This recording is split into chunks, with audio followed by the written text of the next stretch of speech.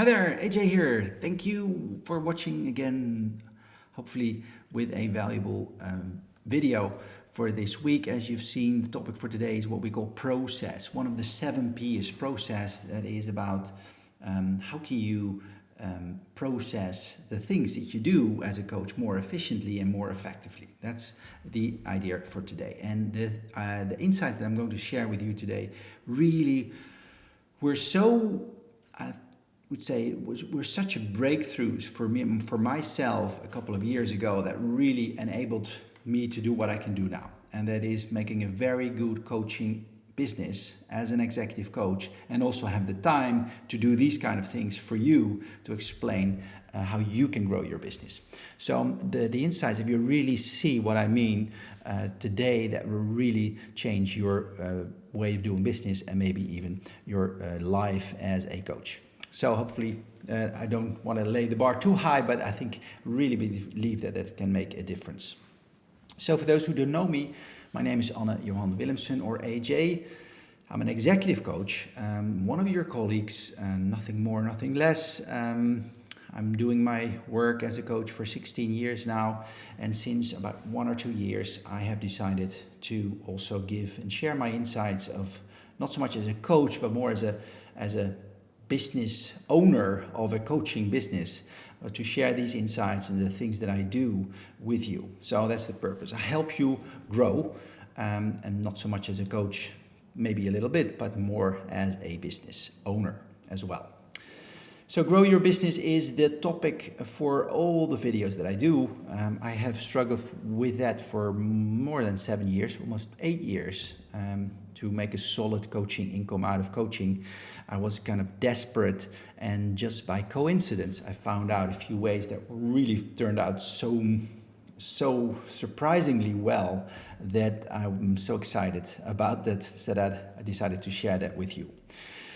So for today, I'm going to share with you a few things that really move the needle for me, and as a solution for my big problem and the problem that so many coaches have, that they struggle with the business side.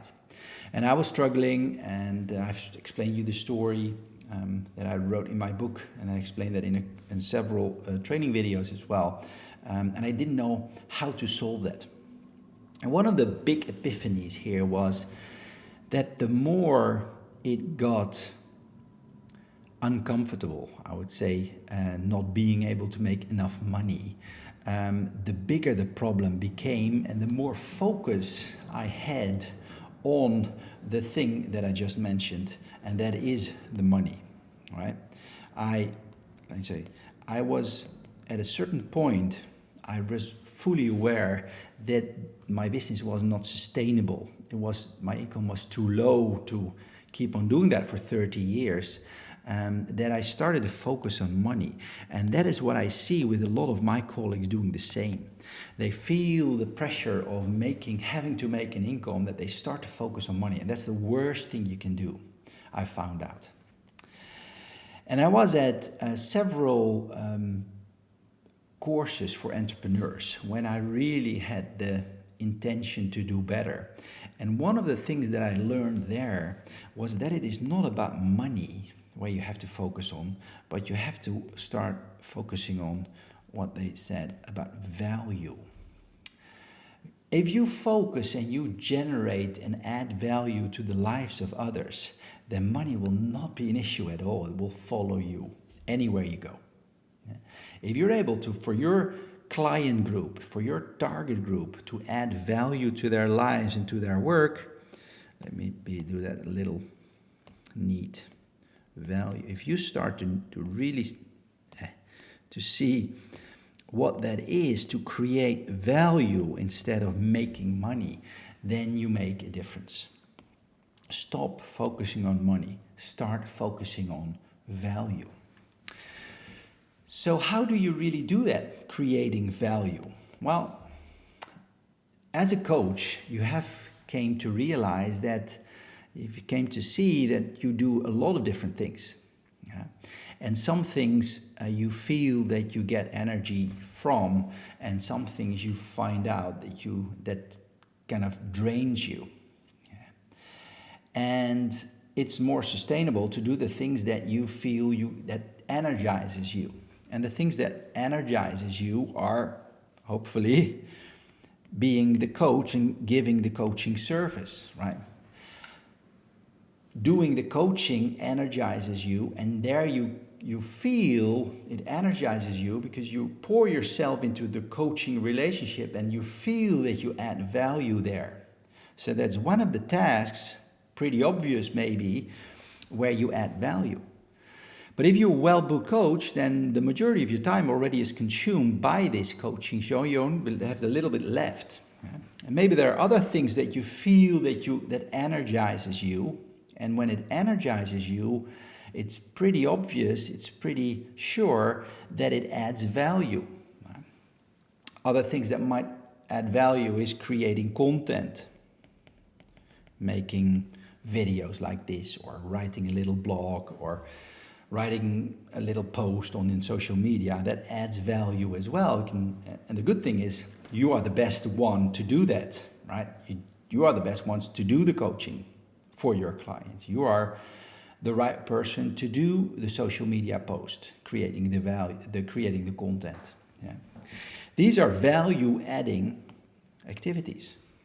But next to the value-adding activities, there are a few things that do not so much add value if you do that specifically. For example, sending invoices.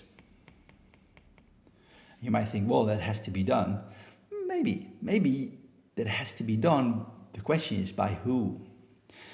Doing the bookkeeping, making the appointments, VAT things, GDPR, contracts, whatever. There are all lots of other tasks where you think, well, that doesn't take that much time, or I can do that fastest, or I can do that cheapest. Well, that's the question. And these things often drains you from doing things. So my advice to you is to delegate the things that you are not so good at, or that other people can do at least at the same level of quality and faster. If that's the case, then you can better delegate it. But here's a little problem. If you delegate non-core tasks or non-value adding tasks, then that often is pretty costly. If you have a virtual assistant, as they call, who are doing the bookkeeping for you, or who are sending the invoices or organizes little events or whatever, it's pretty costly when you are in Europe or when you are in the US especially. So what I found out a way. We trained a team of virtual assistants that are much cheaper, very qualified, and who are qualified for working just with coaches. So they know the tasks that coaches need to do, and they often cannot do the best. They can do it themselves better. So we have a team of virtual assistants, and I would like you to experience how it is to work with virtual assistants. Affordable, efficiently, well-qualified virtual assistants.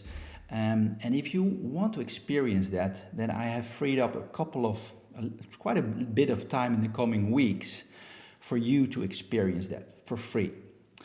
So if you're interested to do so, and you want to use one of my virtual assistants in my team, then let me know by responding just VA, and then we will send you the details how that works.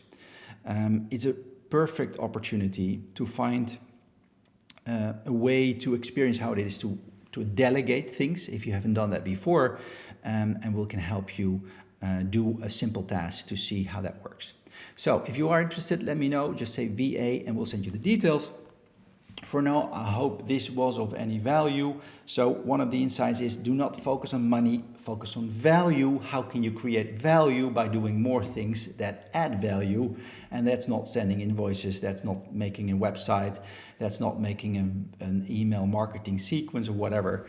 That is doing the coaching and maybe creating content, and the rest you have to delegate, or you don't have to, but it's wise to delegate. You can do so to a virtual assistant, and I give you the opportunity to experience that for yourself in the coming weeks if you want. So if you want, let me know. VA, send you the details. Thank you very much for watching for now.